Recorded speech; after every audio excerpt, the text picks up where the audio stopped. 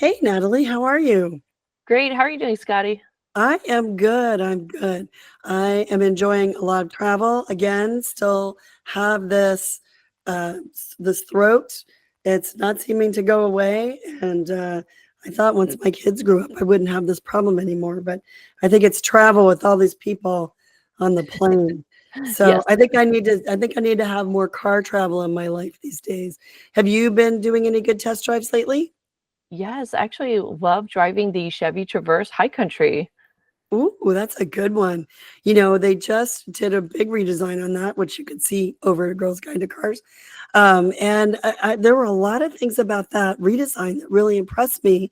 But let me ask, since you were just in it, what impressed you? I love the safety features. That's definitely a competitive space, I would say. And it's great, especially for families. Like I have a little one, so I always have to know, is he in the car? Is he going to surprise me? Right. So, and keeping everyone safe on the go.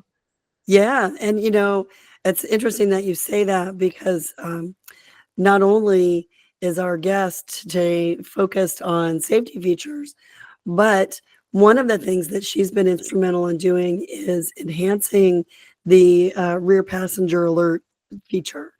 And anybody who's driven a car that's new in the last couple of years may notice that after they've opened the rear door and closed it and then got in the car and started it and driven it, that when they stop the car, it will say rear passenger alert or rear check the rear seat alert, something like that. It'll say that on the driver display. But what she's done is she's actually taken that a step further so that if you get out of the car, it will tell you that it will give you that notification. But if you get out of the car without checking that rear seat, it may beep the horn if it thinks there's something in the car. And if it detects any motion, it will send you a text and it will honk the horn.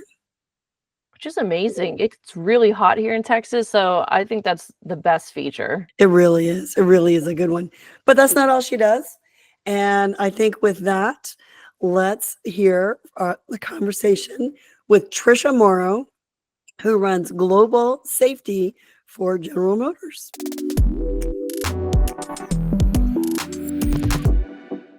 So everybody, this is Tricia Morrow. Tricia, tell us your title. Well, I have a very fancy title. I am the manager of the Crash Avoidance Technology and Safety Strategy team, but it's really just a fancy way of saying that I'm a safety engineer. At Chevrolet. At Chevrolet. Do you work on other GM brands too, or just Chevrolet? I do. I work across all of the General Motors portfolio of products. And so when you think of cars and safety technology, and let me ask you this question, how often do you go someplace like the PTA coffee or a cocktail party or meet new people and they ask what you do, and then do they ever say, oh, you're the one responsible for all those beeps and flashing lights that make me crazy? Well, 100%, because I am responsible for all of those beeps and flashing lights. Like, truly, not to joke, but back when I started my career was when the passenger seatbelt reminder, ding ding, put your seatbelt on, was first being implemented. So I worked on that all the way through things like rear seatbelt reminder or rear seat reminder, ding ding, you might have left something in the back seat. So I am responsible for all of those bells and whistles in the vehicle. Personally, I love that because I feel like you're making me a better driver. You're telling me, hey lady, stay in your lane. You're telling me somebody didn't put on their seatbelt. And now I know, to look and to stop and say, who's not wearing their seatbelt? And usually it's like some offending grown-up, right? It's somebody who knows better. It's not a kid who's trying to get away with anything. It's like, my husband. Right. Forgot to put on a seatbelt.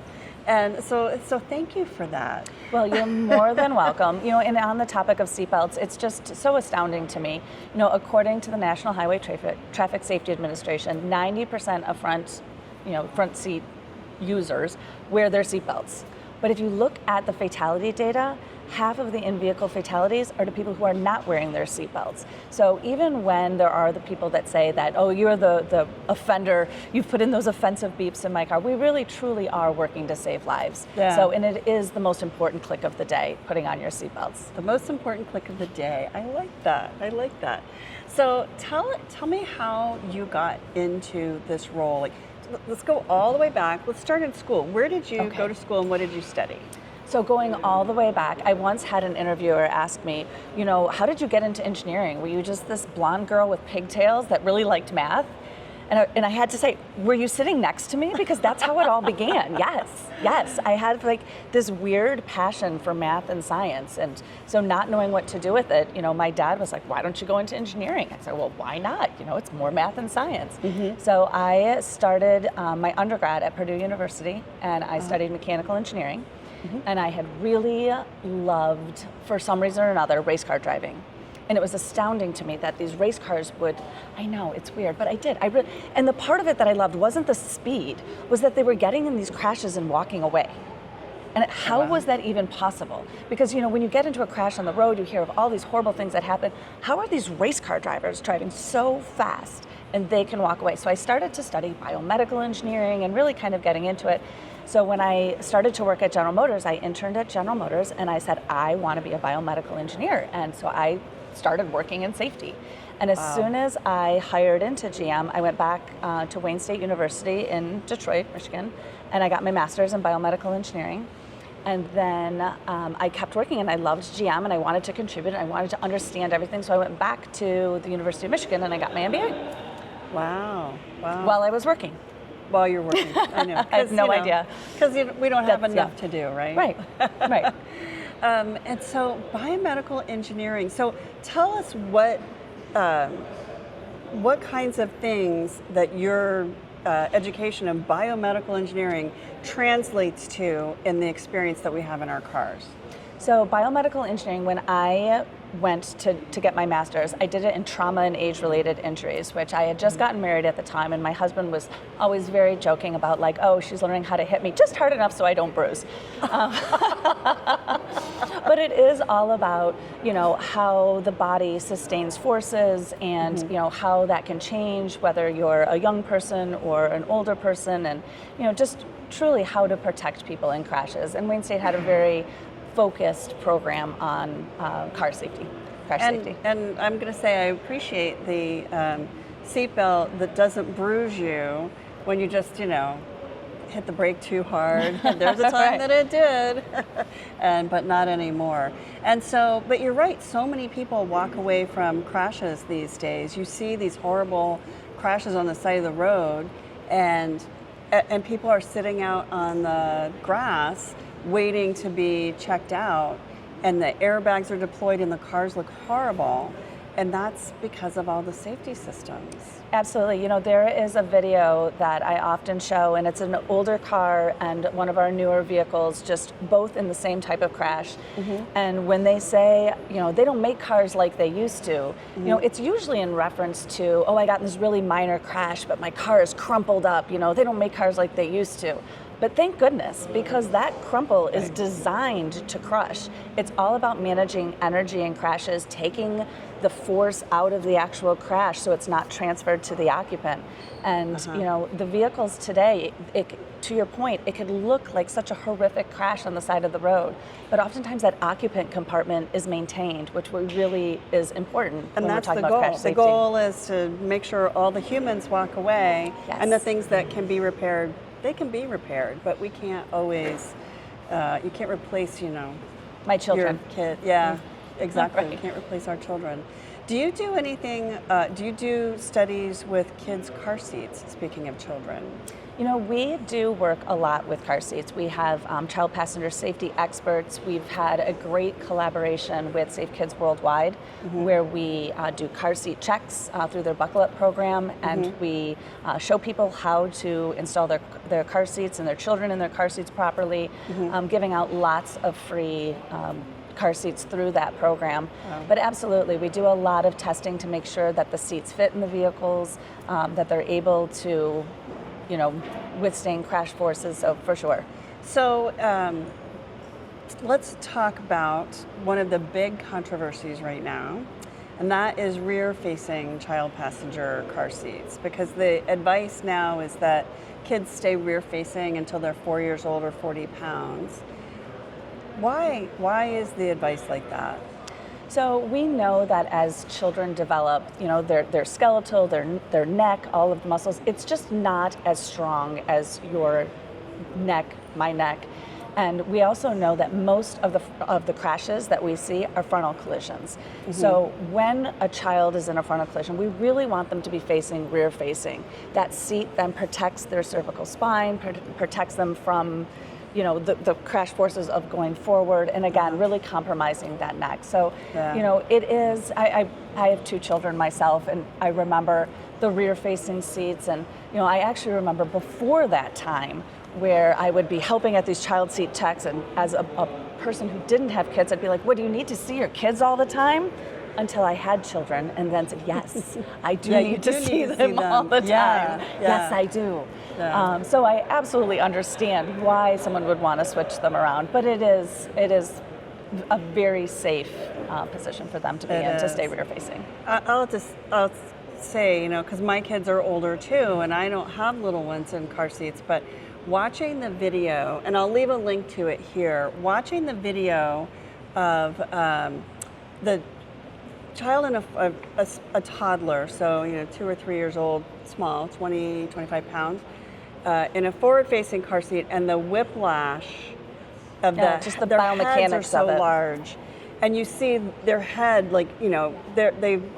they dive forward, and their head touches their feet, and then it comes way back into the seat. But when they're rear-facing, they just kind of go back like this, and there's a little snapback, but it's very minimal. And that's at the same speed. It's like 35 miles an hour or something. And you see that and you think about the brain damage that can occur, they may actually have damage that they'll never overcome. Injury that they'll never overcome. Vehicle crashes can be quite severe. And, to your point, it's really that rear-facing seat that's protecting, the child's whole spine during that event. Yeah. So. It's something we need to talk. Thank you for talking about that with me, because it's something that we need to talk more about, because I see too many children who should be in a rear-facing seat who are not, and parents who are just not informed. They just don't know, and they might they probably the last time they were told was maybe at the pediatrician's office, right, once a year, twice a year, when you have to get those forms filled out for camp or whatever. And at the hospital, when they're telling you a million things, and you have half your brain. You're responsible for this human, good luck. Right? And so that's where they tell you those kinds of things. And, it's overwhelming. It's overwhelming. Absolutely. And it's one of the more important things. So thank you for sharing Absolutely. that. And there's a great reference. General Motors worked with Safe Kids Worldwide and created an ultimate car seat guide. Yeah. Which, if you wanted to go check it out, you could go through. I will leave a link. You could go see all the recommendations for your age, your size, your weight. So it's really a great reference. Yeah. Okay, that's great. That's great. Also, the manufacturer of the car seat also has good advice, and their advice is all based in not only their research, but also what the rules are. Guidance from NHTSA and the CDC, yep. And then also there are state laws. There are different laws in different states, so they give you guidance on that, and then they'll also tell you, weights and capacities and things like that for your car seat. So let's talk about another big topic for kids' car seats is, and you alluded to this a minute ago, measuring the interior of a car for a child car seat.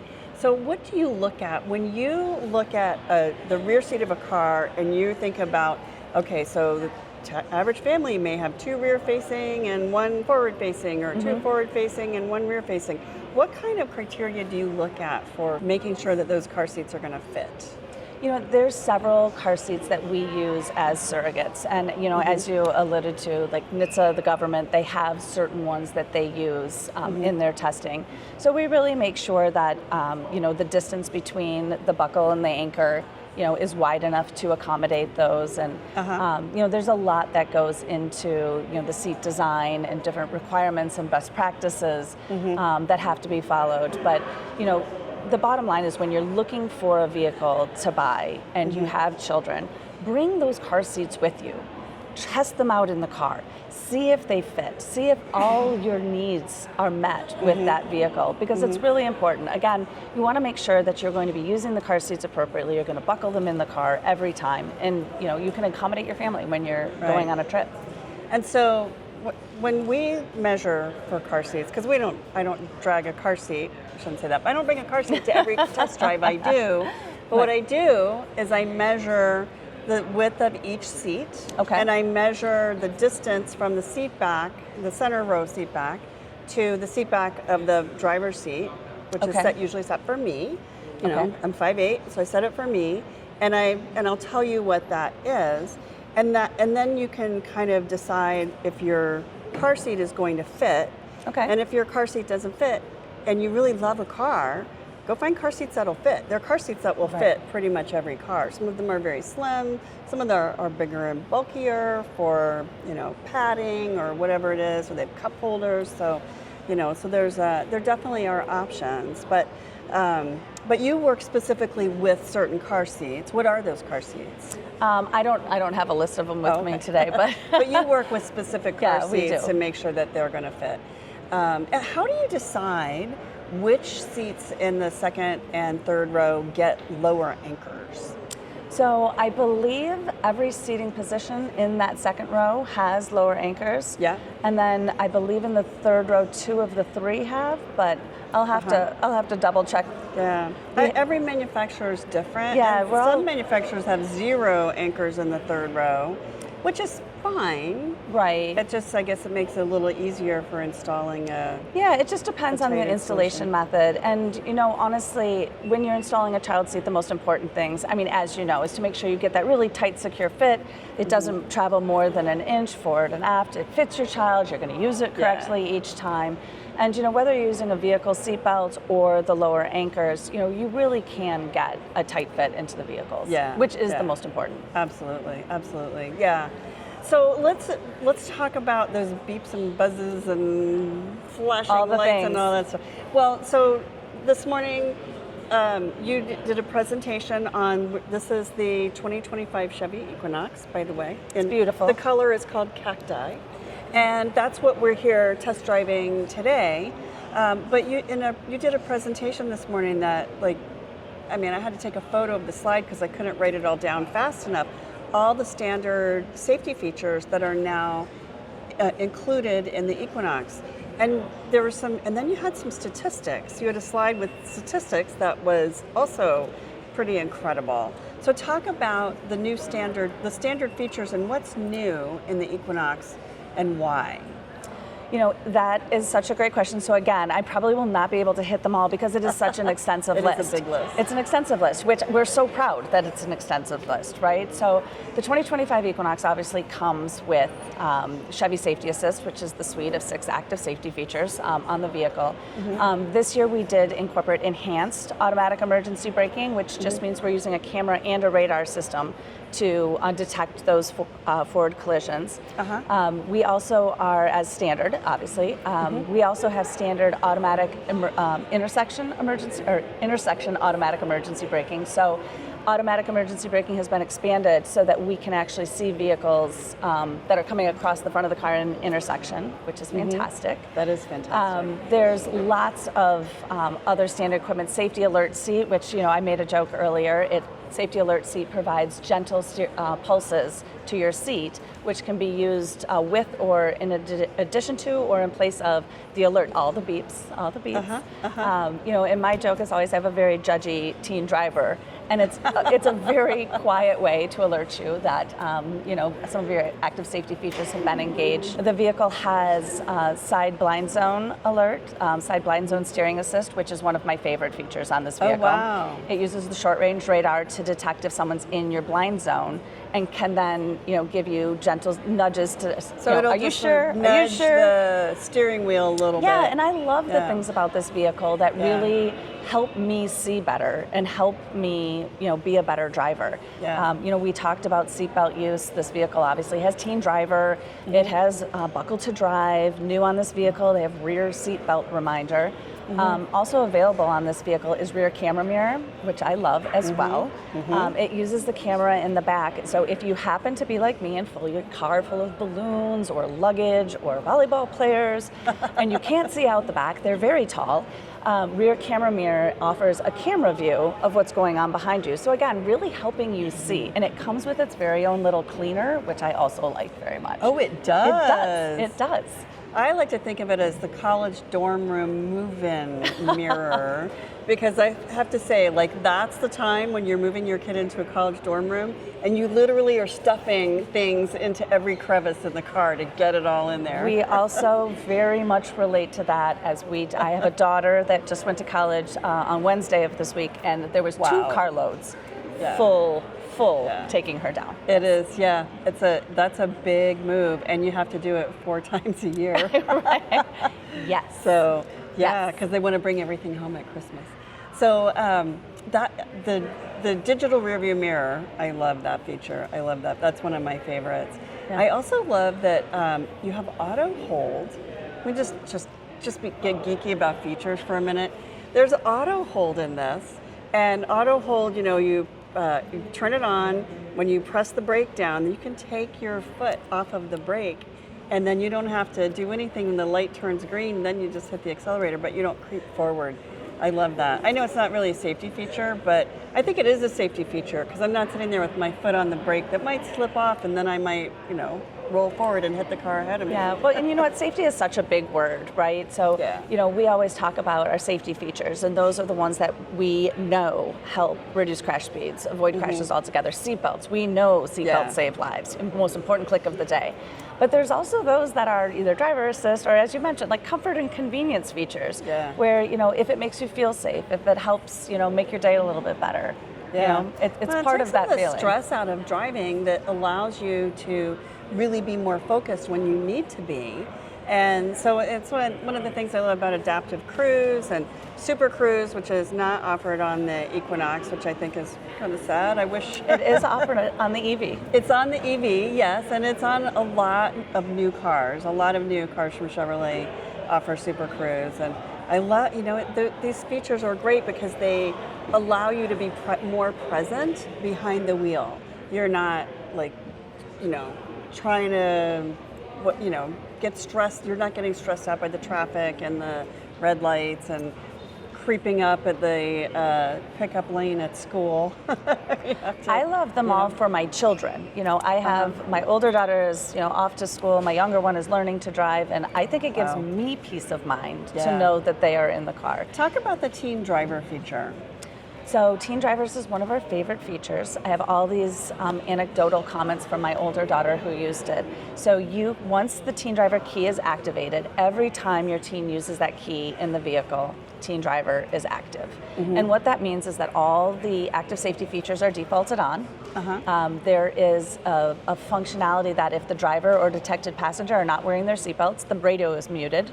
Hooray. We all know they want to listen to the radio. Yeah.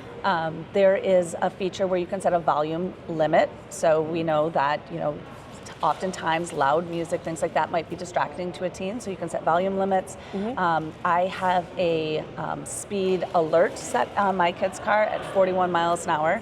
So every time they go over, or they hit 41, they'll get ding, you've gone over 40.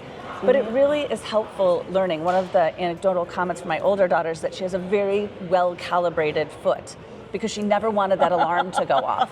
And so she was able to accelerate to 40 and stop.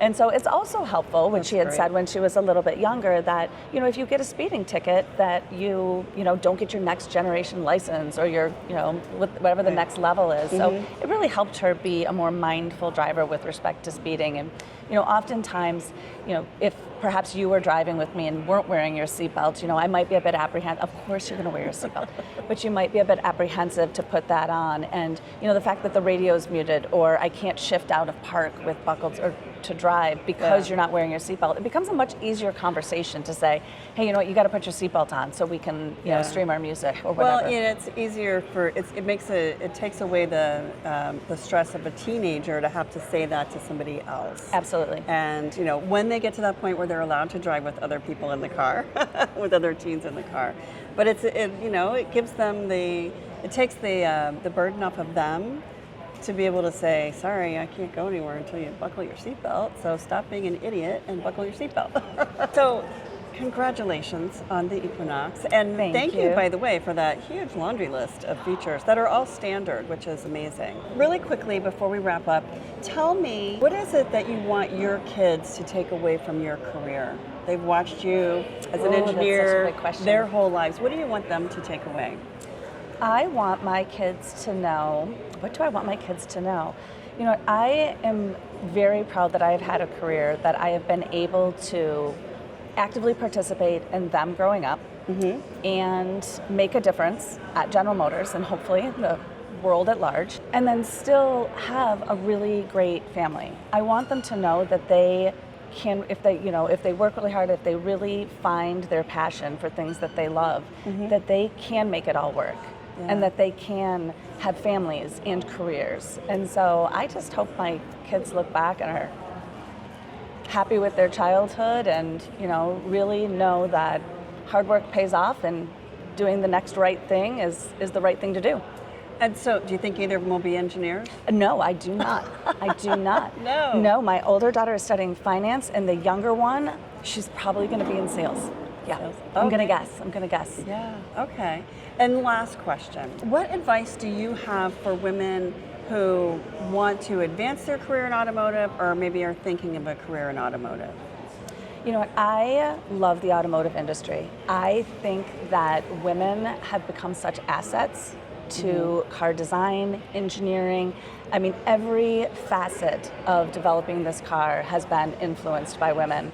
And I think it's only made things better. So my advice is to jump right in with both feet, be their most authentic self, and they really will find a way to contribute and make these vehicles even better out on the roads. And then when your teenager doesn't speed, wears her seatbelt, and doesn't play the music too loud, and is really focused on the road, you have a woman to thank for that. Thank you so much, Tricia. It's so good to see you. Yeah, you too. It was great talking with you. Nice talking with you too.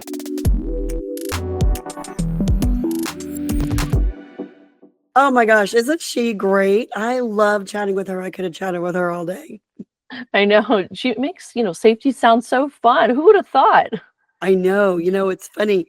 After we were talking, she, after the camera was off, she told me this funny story that she, we talked a lot about her kids, and her kids are so important to everything she does. And they really listen to her. And here's how she knows. She said her daughter, every time her daughter is driving and there's a beep or sound or something, when the safety alerts, she says, okay, Trish. Like, fine, okay, Mom. So, I mean, honestly, it's true. If you think about having your mom there sort of looking over your shoulder every minute of your life, and your mom is head of safety at General Motors, well, you're the one for whom that is true. Oh, well, thank you for joining us for our conversation with Tricia Morrow of General Motors, running all of their safety innovations and safety technology. And thank you, Natalie, my co-host and our show producer. Thank you to Steph Howard, our editor. Our music is by Envato.